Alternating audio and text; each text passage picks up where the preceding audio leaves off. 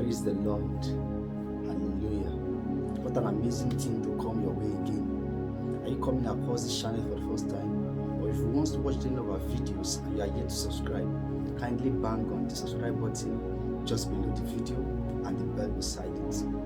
In this video, I will shortly be speaking on what I tag understanding and maximizing seasons. Understanding and maximizing seasons. I would like to take a few study or a few scenarios from the configuration of a day to explain what I want to say better. If you look deeply into the configuration of the seasons that are contained in a day, you will notice that from 12 midnight, when the time starts counting for a day, it always starts with thick darkness. And when it starts with thick darkness, then it goes down till around 6 a.m. So 6 a.m., 7 a.m., 8 downward, the glimpse of light will start finding expression and it will be becoming brighter. Down till around 12 noon. By around 12 noon, the sun will start showing forth. And when the sun shows forth, it will find its full expression with a serious intensity of light. And that light will rain from around 12 noon till 2 noon.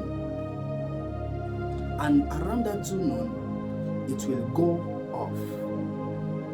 Then to be back to the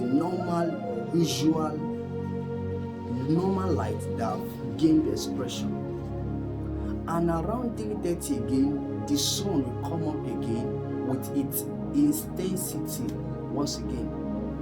And once around 4:35, it will go off again. Then the light will be regulated back to normal intensity. And once that happens, that will take place till around 7, 8, 9. Then around that season, the moon will come out. And when the moon comes out, the moon will reign till around 10, sometimes 11. Then the next thing that will follow is thick darkness till the end of that day. So we see the way God has conditioned and configured the seasons that are contained in a day, such that not many of the seasons suffered because God developed and has put in place systems of maximizing the seasons. Now, having understand the configuration of the seasons of the day, usually the way it should happen is that everything becomes dark right from 12 midnight down till 12 o'clock when the sun is out. Once the sun goes down around 2 o'clock, everything should become dark again till 3:30 when the sun will be hot again. And once the sun is off around 5 o'clock, then everything should be dark again down till the next day.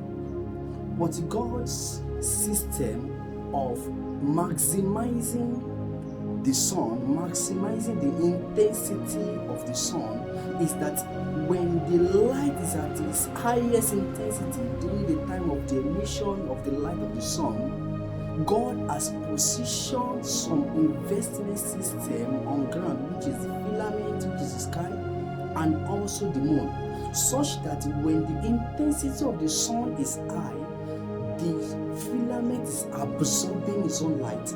The moon is absorbing its own light. In another word, during the season of the high intensity of light, God invests in this filament.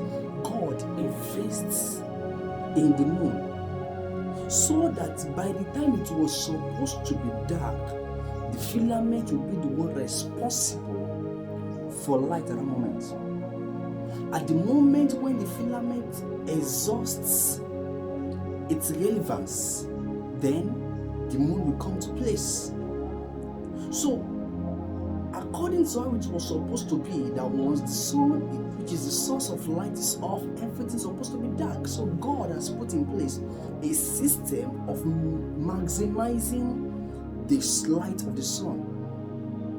The same thing happens to a man's life, that there is usually a season of rain in your life.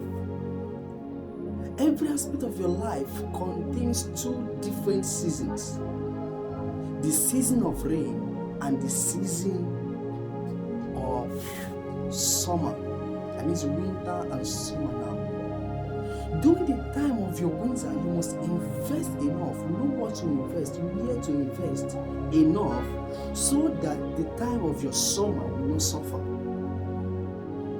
Thinking that the time of your winter will continue forever is a deception. However, you need to take advantage of that season to invest against your summer. A place in the Bible where that is very glaring is the book of Genesis chapter 41, where the king had a dream of 7 years of plenty and another 7 years of scarcity. And a man was called upon to come and interpret the dream, and that was Joseph. And when he interpreted the dream, he gave them the wisdom of maximizing the season, the wisdom of maximizing it in such a way that during the years of the plenty, they will make enough investment and storage to be able to make up for the season of scarcity. And I get to notice that about every aspect of a man's life, that there is usually a season of abundance and also a season of scarcity. So you have to know what to do during your season of abundance in order to ensure that your season of scarcity does not suffer. So the same thing applies to almost all aspects of a man's life. You will see a man at some season in his life, he will feel and he will have that strong urge to pray, this strange hunger to seek the face of God. At that moment, that is the season of his abundance in his prayer life. There's going to come a season that passion, that hunger, that desire to seek the face of God and pursue God will no more be there. So wisdom demands that at that time of the abundance of hunger, desire, and passion for God, invest so much into that season. Number one. Number two, build enough disciplined structures around you that will keep you moving even when it seems as if that hunger has been dissolving. Even at that time when it seems as if the hunger is depreciating and leaving, it is the investment and the built disciplined structures that will help you. The same thing applies to a man's financial life. There's always a point in time as a youth, as a young adult, when you very rich, the grace for that abundance will be there. If you don't know how to invest at that time, if you don't know how to build some structures around your financial life at that time, you are going to suffer for it when the time of scarcity comes. That happens to almost every aspect of a man's life. It's now wisdom for you to discern which season of my life am I. Now left to you to ask yourself and discern and understand and ask questions. Which season am I presently? How do I maximize this season, if this is my season of plenty, in order to make up for my season of scarcity?